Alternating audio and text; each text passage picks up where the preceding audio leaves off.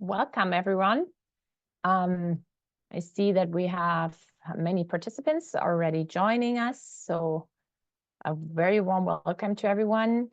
And this is also today the World of Public Employment Service series of WAPES. And today you will get an overview of the Switzerland Public Employment Service named SECO, the Swiss State Secretariat for Economic Affairs.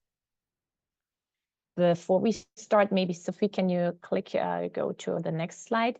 I would just like to go over some practical stuff so that you are sure that you can follow this webinar smoothly. And just want to announce to you that you will be all automatically muted to not to have any interference within the speaking part, and your cameras are automatically also turned off. So if you have also specific questions today to our speakers, please drop them in the chat.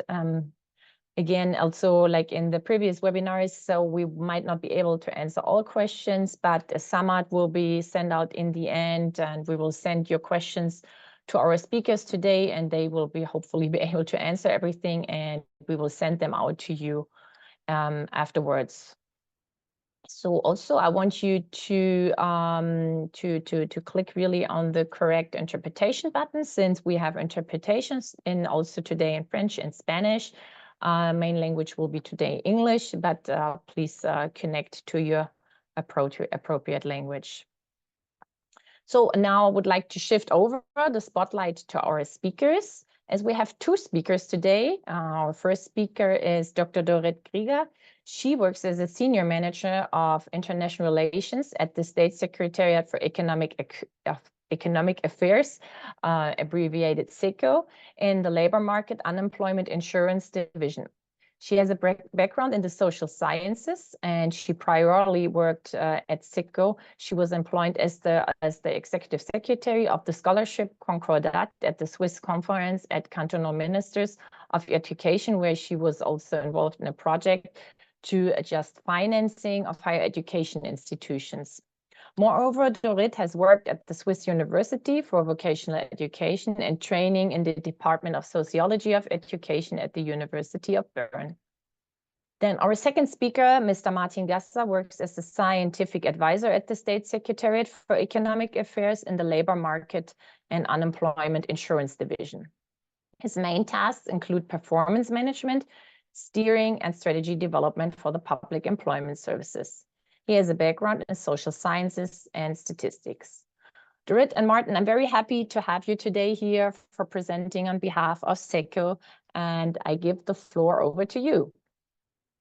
Thank you very much, Nicole. I will just share my screen.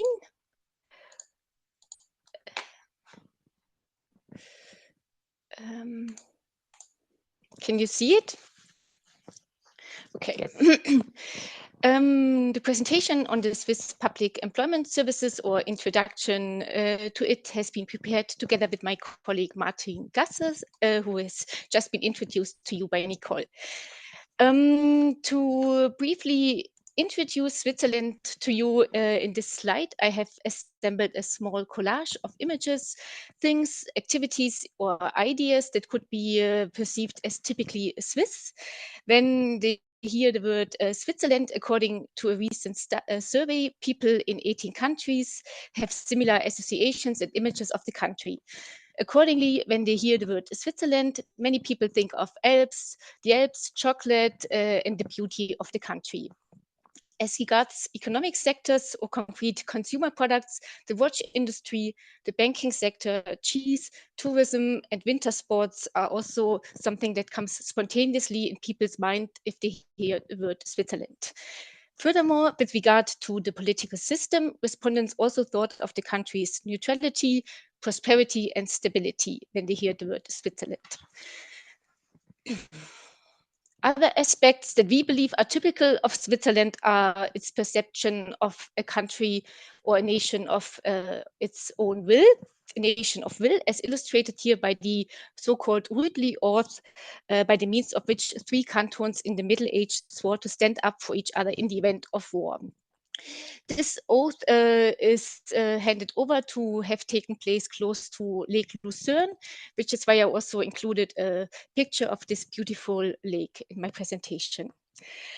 Another important characteristic of Switzerland is its composition of 4 language regions, including the so-called Röstigraben, which separates French-speaking and German-speaking parts of Switzerland, not only geographically, but also on many political issues and questions.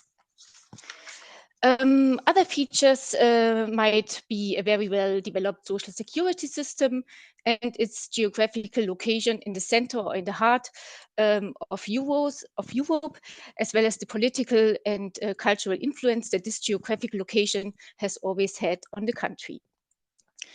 The latter is also a topical issue. At the beginning of March, the Federal Council approved a mandate to take up official negotiations with the European Union, the aim of which is to further develop and stabilize the bilateral relations between Switzerland and the European Union.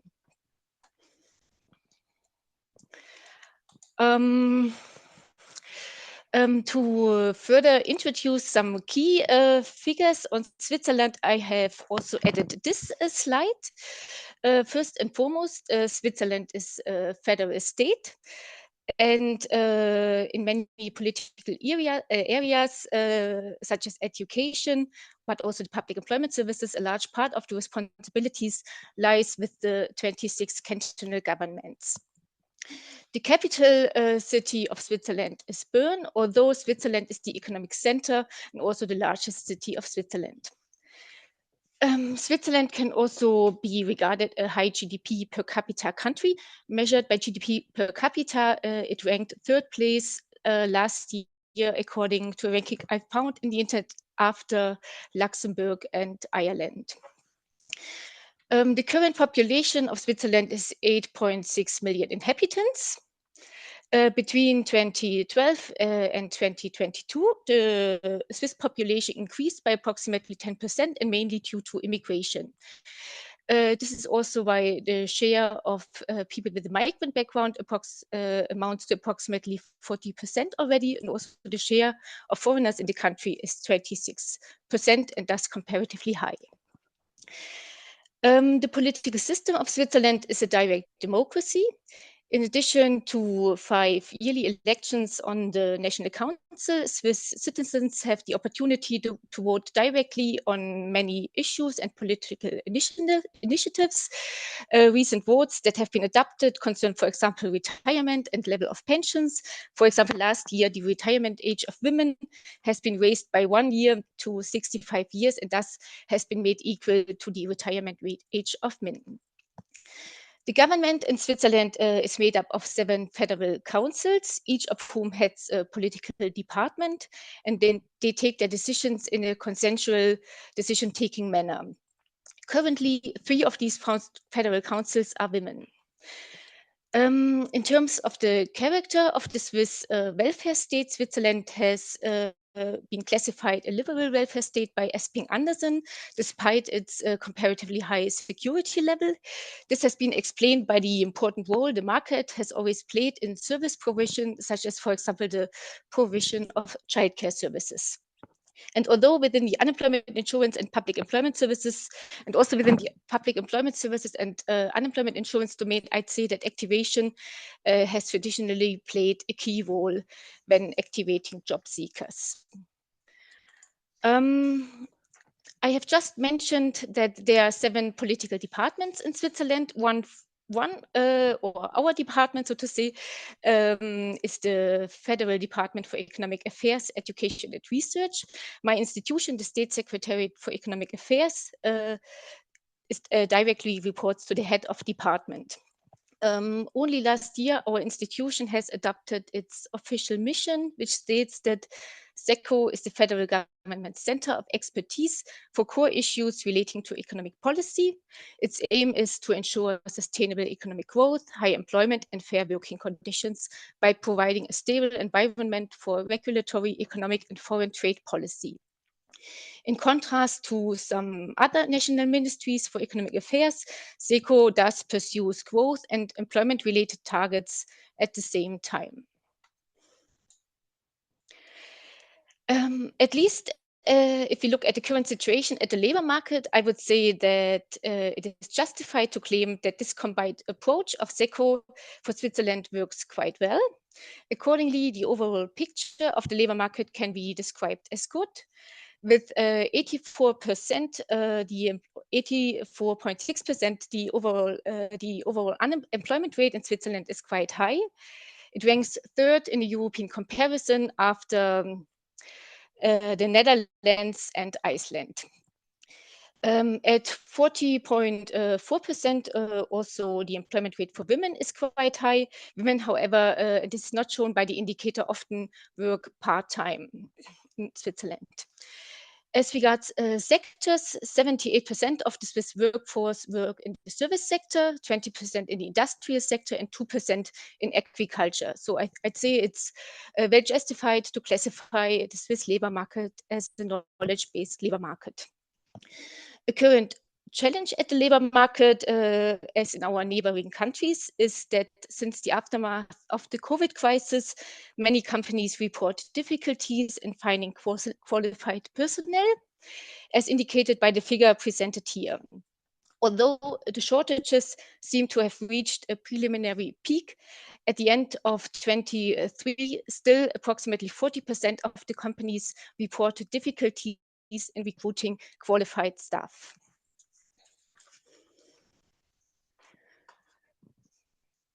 In terms of the nature or causes of the reported shortages, at SECO, we usually differentiate between or make a distinction between structural or longer term skill shortages and shortages off to the economic cycle.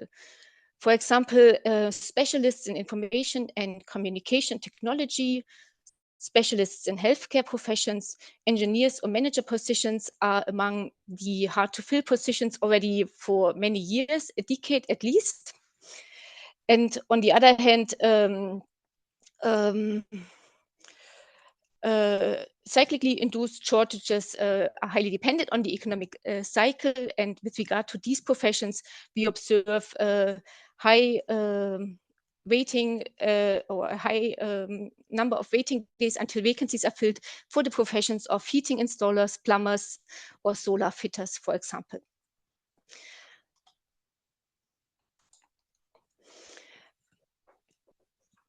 In spite of the shortages in many sectors and professions, at the public employment services, we also observe and register unemployment.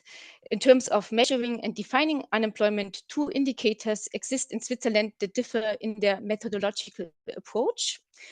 The SECO indicator is based on the number of registered job seekers. Once unemployed are deregistered from the public employment services because their financial benefit entitlements, for example, exhausted, unless they would actively re-register, these unemployed would not be covered by the SECO indicator. Amongst others, for this reason, the registered unemployment rate tends to be lower than the unemployment rate according to the ILO definition. Drawing on the most recent data from March of this year, the registered unemployment rate in Switzerland stood at 2.4%. What else can I say on this indicator? Women in the last years have usually exhibited a slightly lower registered unemployment rate compared to men. The opposite, however, was the case if we use the ILO indicator. In addition to the gender pattern for Switzerland, another pattern is that for senior workers aged 50 years or higher, the unemployment rate is usually lower than the average unemployment rate. The low unemployment rate of senior workers in Switzerland is thereby also recognized as a best practice example by the OECD. Lastly, and this is also a critics brought forward by the OECD, is important to mention that foreign workers are overrepresented among the unemployed in Switzerland. This pattern is, however, fully explained by the sectors in which foreign workers are overrepresented, e.g. tourism and hospitality or construction. In these sectors, employees are more often recruited on the base of part-time contracts, which accounts for the increased unemployment rate of these workers. When asked about specific target groups of the unemployment insurance or the public employment services, I would dare to claim that the most important target group for the Swiss unemployment insurance are senior workers, as although they are at a lower risk to become unemployed, once they have become unemployed, these workers have a higher risk of remaining unemployed for quite a substantial period of time. This is why the unemployment insurance provides targeted labor market measures such as induction grants, which are employment subsidies paid to employers essentially, especially for this target group. In addition to senior workers, the promotion of the so-called domestic labor force potential has become an important policy aim in Switzerland in recent years due to the adoption of a package of seven measures by the Federal Council in 2019. In 2019, it is perhaps worth mentioning that this package was created in the context of a referendum initiative and aims to support the labor market opportunities of broad sections of the population, in particular senior workers, youth workers, as well as workers with a migrant background. Two of these measures are affiliated with the unemployment insurance. Out of the two, I have presented here I have briefly wrapped up the Impulse program here. Essentially, the project was or provided financial funding for the regional public employment services if they were interested in designing innovative labor market measures for hard to place job seekers or job seekers aged 50 years or higher.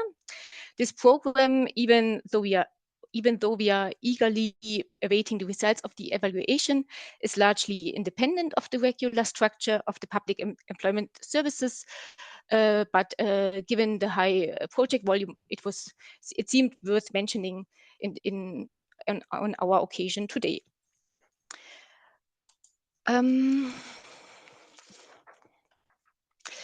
Speaking of the organization of the public employment services, at this slide, I have displayed the most important institutions in the context of the public employment service in Switzerland. I have already mentioned that in Switzerland, being a federal state, many enforcing competencies lie with the cantons. This also applies to public employment services, which means that cantonal offices, regional employment centers, logistics offices for labor market measures, and cantonal unemployment insurance funds are responsible for enforcing the tasks that are assigned to them by legal basis. SECO, on the other hand, supervises that the enforcing bodies respect the legal provisions, of which the Employment Placement and the Unemployment Insurance Act are the most important ones.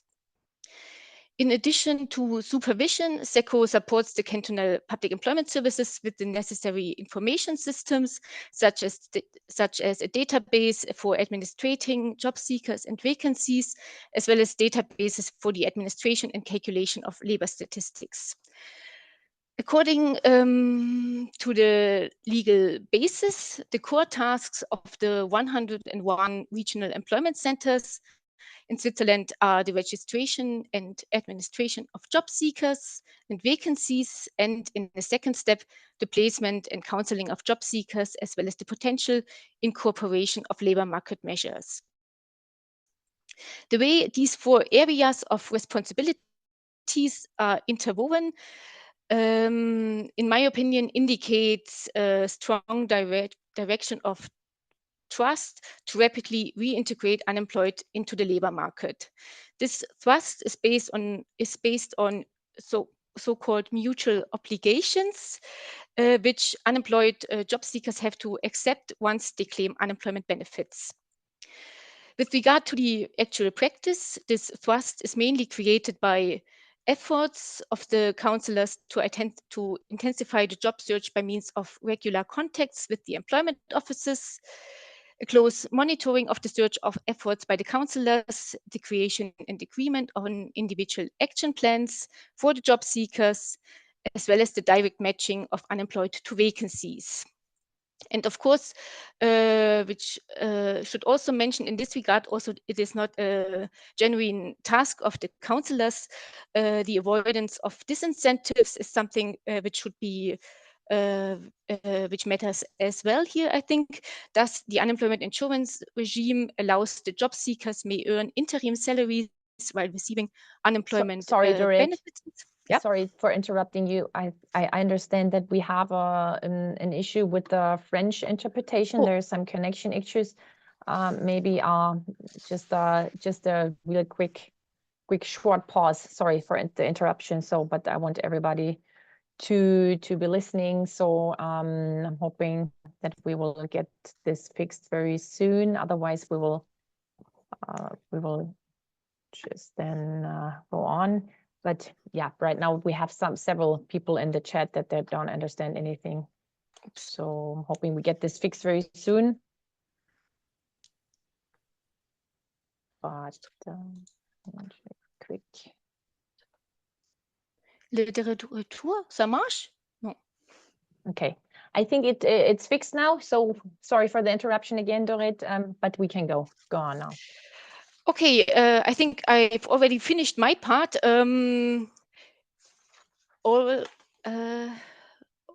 Almost. There's just one slide remaining. Yeah, last but not least, it should be mentioned that depending on the individual circumstances of the job seeker, the regional employment centers collaborate with other partner institutions as well, such as, for example, career guidance services or the social services. The aim of the cooperation between the various institutions is to improve the chances of job seekers to be reintegrated or integrated into the regular labor market as effectively as possible, and also to avoid administrative duplications or errors. After this brief introduction to the country of Switzerland and the institutional framework of its employment services, I would now like to pass to my colleague Martin Gaster, who will present some selected permanent and recent projects of the unemployment insurance. The projects have been selected either because other SECO visitors from abroad perceive them a good practice in Switzerland, or because they represent recent activities or even pilot projects on which your feedback would, of course, be very welcomed. Okay, thank you. Thank you, Dorit. I hope everybody can hear me. So I'd like to go now into details about steering and about our new strategy 2030. So about these two topics. Okay, I cannot move the slides. I think Dorit, you have to move the slides. Go to new slide. Yes, perfect. So as Dorit mentioned, we have over 100 PES, so public employment services centers in Switzerland. And what you didn't say is that they have a lot of autonomy. So these PES, these local PES, they have a lot of freedom in what kind of services they provide, how they organize themselves, what kind of strategy they pursue, like reintegration strategy. And that's one of our basic philosophical stones, so to speak, that is you adapt locally to the situation.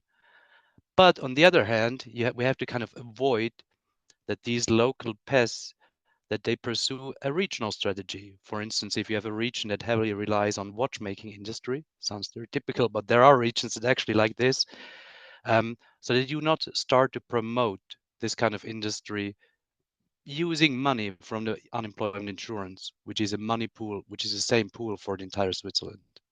So all the contribution go into one pool. And so we have to make sure that all the pests that they pursue the same goals.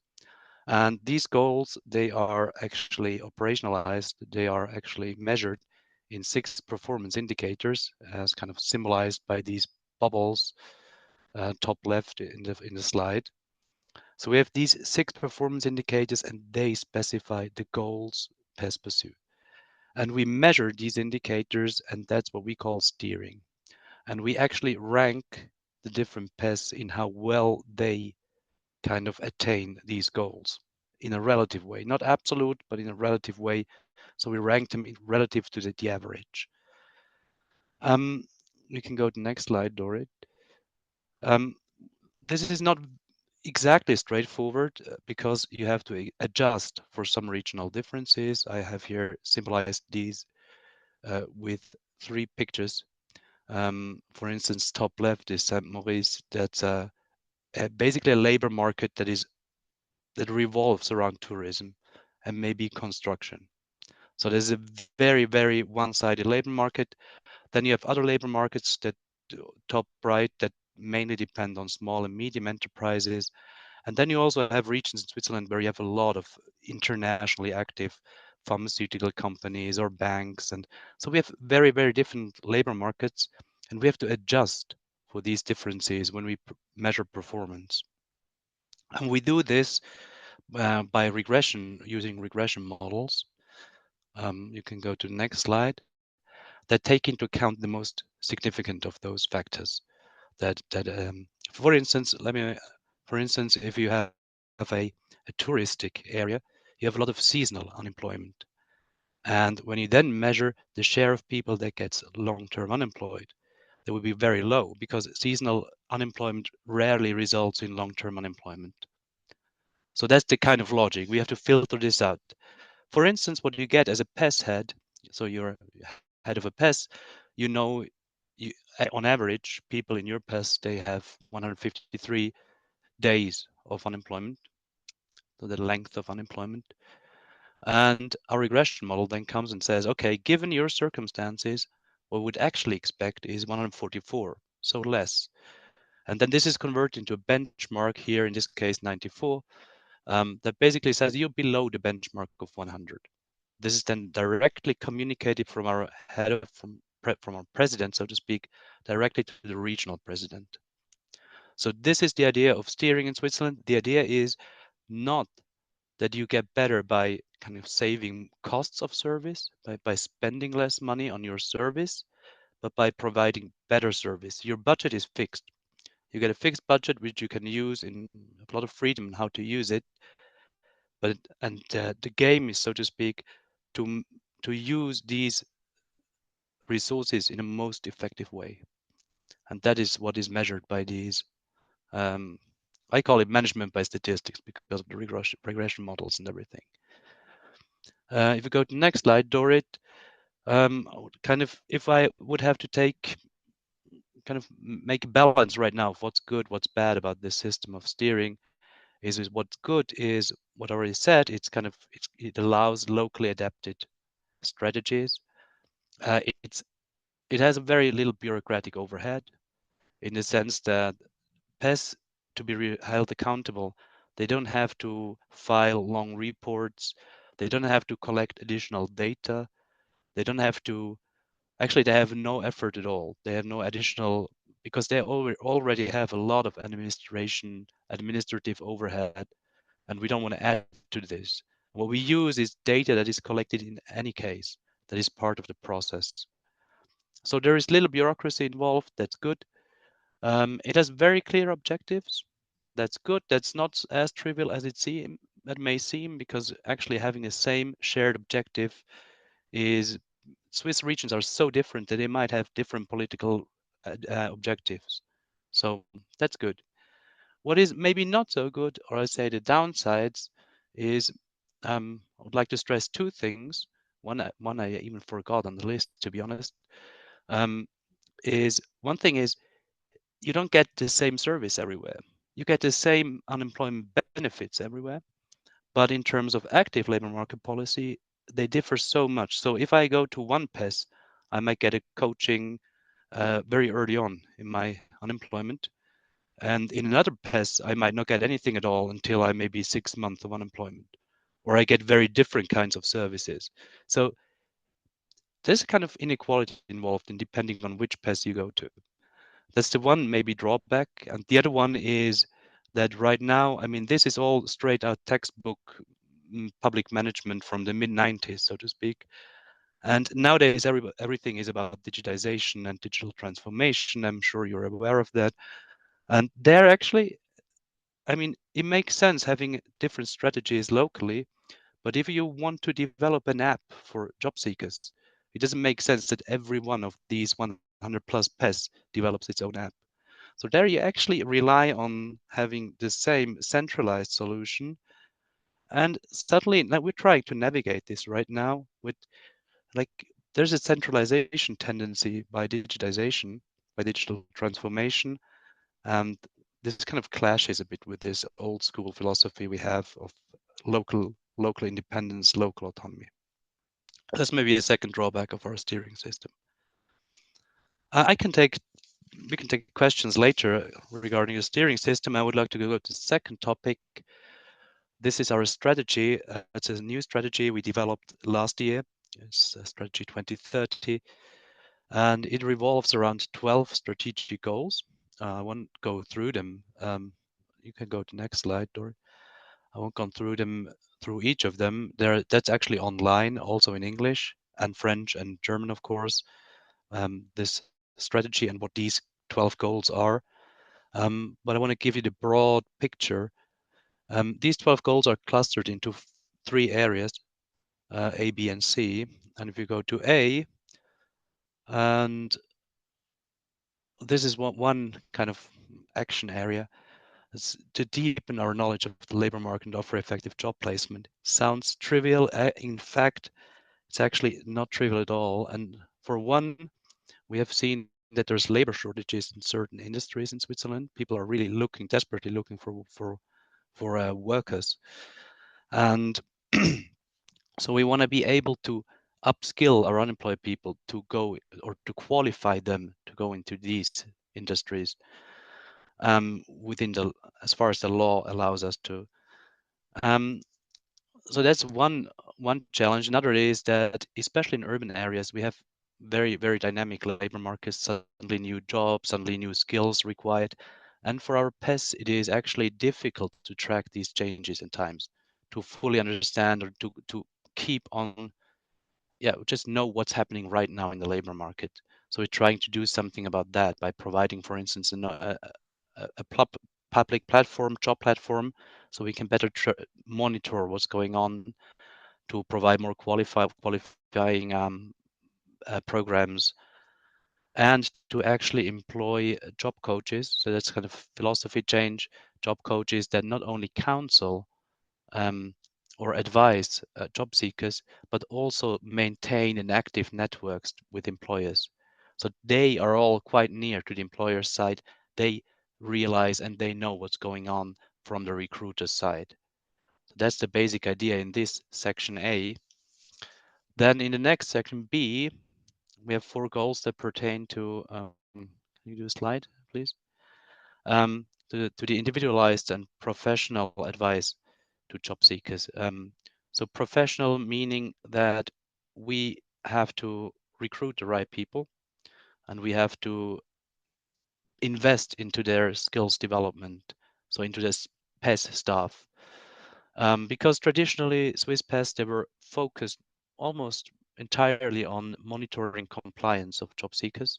Like, do they comply with the eligibility criteria for receiving unemployment benefits? Do they, for instance, present the necessary number of applications they have to do to meet these requirements? And so now we want to move away from this and towards a more professional, individualized counseling of people that need it. So for many people, you don't have to do anything because they don't need our help, so to speak. They know the market they're moving in. They know the specific sub-markets they're in. They know what they have, what they bring to the table, what is required. We don't have to do anything. But there's a segment of people that we have to do a lot more than we do today. So the idea is to basically take away resources now that are spread thinly and focus them on those that actually need these resources or more intensive support. That's the idea basically in this section B. And section C is maybe the more what other countries would recognize, like the whole thing with digital solutions. We're a laggard. We are, other countries are much further than we are in this regard. We're still hoping that's one of those goals, to have a customer platform, like where all interaction with PES would happen through this platform. including service providers for labor market programs, including job seekers, including employers. So just a unified a portal where we interact with our customers or stakeholders. That's one of the goals. Another goal is to automate controls, this kind of compliance measurement that's often very repetitive.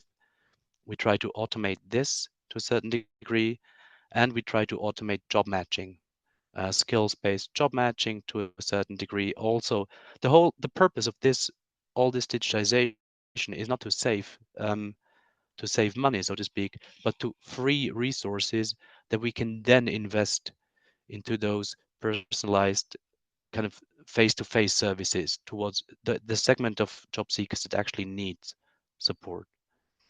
I hope I'm making this clear. I'm kind of so these are maybe the two main ideas, if to reiterate, that we have to be closer to the employers to know what they're looking for right now, and we should reduce administrative tasks and digitize as much as possible, but not as an end itself, but to really free time for face-to-face services for job seekers that need this. Then, as an aside, or on my last two slides, one of these 4 C goals, goal C4, is actually to have this job matching platform, skills-based job matching. Other countries already have this, so this is kind of also a bit symptomatic of how Switzerland works. So we don't have anything like this yet. We don't have an automated matching platform, or just a very, very basic one. I would like to have one, but we don't just do it straight away. But in Switzerland, we're quite cautious.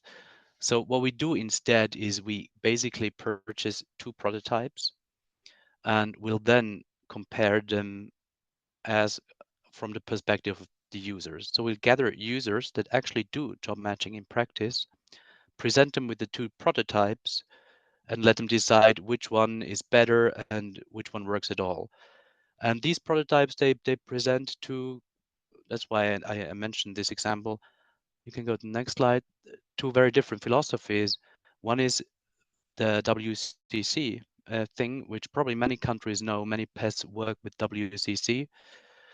So that's a glass box system. The matching itself is done in a very transparent and user adjustable way. And we contrast this with a second prototype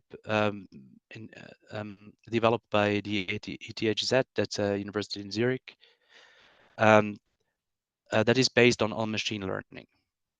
So we kind of feel like, okay, we should give this a chance too. And then the users, actual end users in the PES, will decide on test cases, run both prototypes, the glass box and the black box. And we will decide, do they work? Do we have a discrimination problem? Do we have a problem with explainability? Explain what we do, and so on. So we do this. That's a luxury. Maybe we could call it a luxury, that we have time and the resources to do it in such a way that we first do the prototyping and contrast these 2 prototypes. But in a way, it also delays the whole process. So with some time until we have a fully functioning system. That's maybe just as one example of how things are working here. I think that I'm at the end of my slides, and I think we would now take questions.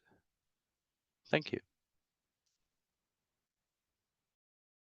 Thank you so much, Martin, and thank you so much, Dorit, for your really great presentation. I think it was very enlightening to all of us, also giving us some data and some of the programs that you're doing. And yes, we have received already some questions, and I have one question that I would like to raise here. So what measures have been taken to reduce the unemployment rate, particularly for foreign workers? Do they have a problem adapting? So it's mainly 2 questions, but maybe you could answer this question, or if not, then we can do it later in written form. But this is one of the questions that is really of interest of one of ours and persons in the audience. So. Yeah, as I already tried to explain when I mentioned the unemployment rate of foreigners in Switzerland, this increased unemployment rate, our institution usually explains it by, or it is explained by our institution by the sectors in which foreigners are overrepresented. This is the construction sector, but also the tourism sector and hospitality sector. And in this sector, part-time contracts or limited working contracts are rather a rule, or something that you would find there quite often. And I also mentioned the importance to avoid disincentives in the unemployment scheme. And with regard to limited working contracts, I'd say there's something remaining in our unemployment scheme which could be a downside of the system. Accordingly, our unemployment insurance scheme allows for labor market participation of a duration of 6 months and a subsequent unemployment spell of 6 months, another working period of 6 months, and another unemployment spell. This is something which has been agreed upon, maybe also for political reason, but of course it might also function as an incentive in some sectors that unemployed could be perceived as acceptable, since there is an existing security net for people that become unemployed. Asked for specific measures, what we did, we once, I think it's 2 years ago, we initiated a pilot. It was a specific pilot project for seasonal workers, and we asked seasonal workers in Grisons and Ticino to work for a specific period in one canton and then to move to the other canton in order to continue to work in the winter or summer season, respectively, in the other canton. For several reasons, this initiative was not successful. Administrative burdens were perceived as too high by the participants. Accordingly, they would have to register their residences in the respective other cantons once they took up their employment there. And also, there was a quite substantial break between the season and the side season. So interested job seekers would not be able to work full-time during the year. But at least this was something we tried out, and interested participants can continue to work in this double contractual way, although it is not any longer a measure of the public employment services.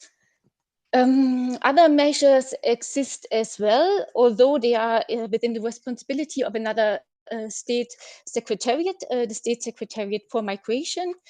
I mentioned at the beginning that the support or the promotion of the so-called domestic labor potential is something that has gained in importance in Switzerland in recent years. And workers with a migrant background are part of this share of the population. These measures that are affiliated with State Secretariat for Migration in its essence also consist of induction grants, which is employment subsidies for employers if they decide to recruit and hire somebody with a migrant background or refugee background. And another measure basically consists in a vocational program specifically targeted to the group of refugees and also foreigners from EU and EFTA countries.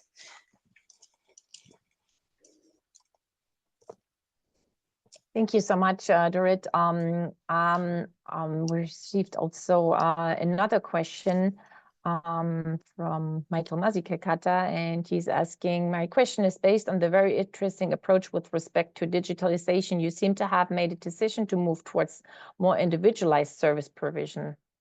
Not directly through digital means, but pragmatically through multi-channeling, including face-to-face. This despite the fact that digital tech access and skills should be generally high in Switzerland. Why did you take this approach? even the aim is not to reduce costs? Interesting question, yeah. Yeah, that's if I take it, it's actually a very good question, and I think the basic assumption was I'd have to think more about it, but that especially if you talk about this segment that we're focusing on, say 20 to 30% of job seekers, they're actually in need of support. They are not, I mean, they're not necessarily very IT affine. They're not sure how well we would reach them with, say, a personalized app or online services. So that's why we try to digitize as much as possible and then have time actually to talk to these people. So it's still, it was a strategic choice to have kind of to remain focused on people to people business, and not the long-term vision is not that we're simply an online service or app service, as individualized as that may be, but to remain a people business. Really, counseling is the core, and we do have there are pilot studies going on with individualized digital services like coaching apps that automatically improve. Like you have to then kind of they nudge you in a certain way, or you provide information and it creates the right kind of input for you, the right kind of feedback, the right kind of job recommendations. So there are kind of individualized services that are used or developed, and that will certainly also be very useful for a more broader audience to have individualized digital services, but it doesn't really take away for our core business, that is sitting in front of someone else or speaking to them via Zoom and counsel them in this kind of difficult period of being unemployed. I hope this answers the question, but it was a strategic choice. Yeah. No, thank you so much, Martin. Let me see, we have received. It goes also with a little bit with the question that I was wondering, because Dorit, you talked a little bit also about the programs that you're depicted precisely on the on 50 plus that you're having some programs installed with the in SECO. I was just wondering how you match them also with the employers, you know, how you propose them, and is there some kind of initiative from SECO when going towards the employer, not only the employee, but, you know, advertising these people? I was just wondering about this.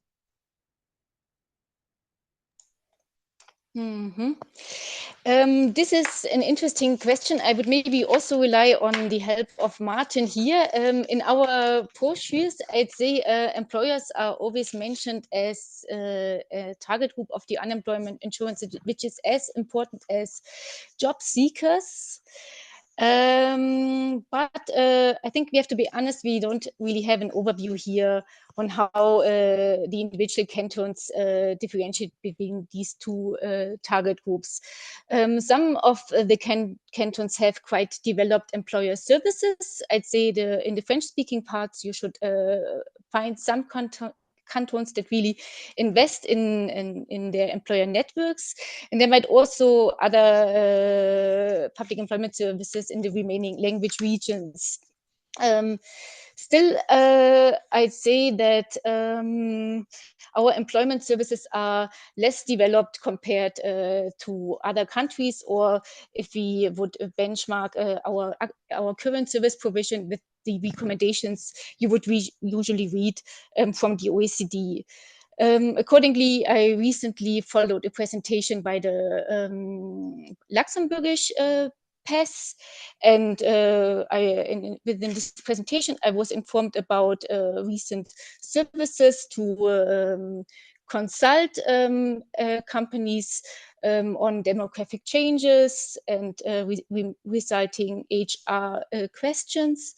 And this was something I thought might be something worthwhile or to try out for Switzerland as well, in particular since the industrial structure or the structure of the companies in Switzerland is rather composed by small and medium-sized enterprises, which would usually not be able to afford a specific department on HR development and would possibly or potentially appreciate respective services provided by the public employment services. But this is, of course, something where individual employees could have differentiating opinions. And so far, I think it is not a priority at the public employment services. But I'd say as long as the average unemployment rate of older job seekers is lower than the national average, also the social partners, the trade unions are to some extent satisfied and would not demand for further measures that will go even further than the measures that we would provide and offer to the target group already now. If I might just add, there was a Switzerland did this in a concerted way, an advertising campaign focused on the really huge billboards in train stations and stuff where you can see an older worker, and it said like 27 years, and then below it said of work experience, and the idea was to sense it to make people more receptive of the idea. Okay, it's just as age, you're less flexible or whatever the stereotypes are, but you actually bring a lot to the table. So we tried this. It wasn't evaluated. I don't know if it actually had a huge impact on how recruiters act. We simply don't know. Yeah. Thanks a lot for this very nice answer. And yes, it gives a very good overview. And I feel like I'm really talking to the experts here, so it's really wonderful.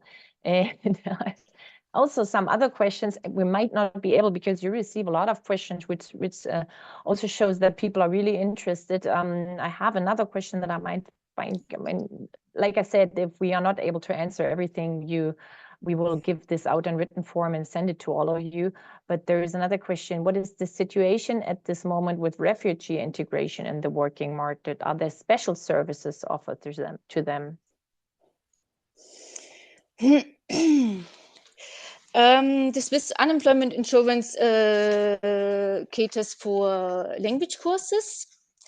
But in general, I'd say that the responsibility for refugees lies with another state secretariat, which is why they only make up a small proportion of registered job seekers and unemployed within our institutions. And for Ukrainian refugees, for example, already last autumn, the Federal Council defined an employment target for this group, which is an employment rate of 40% to be reached by the end of 2024. And unfortunately, the public employment services are not able to calculate employment rates. But what I found in the media was that in spring 2024, we stood at almost or a little bit more than 20%, an employment rate of a little bit more than 20%, which is still not much more than half of the target. But the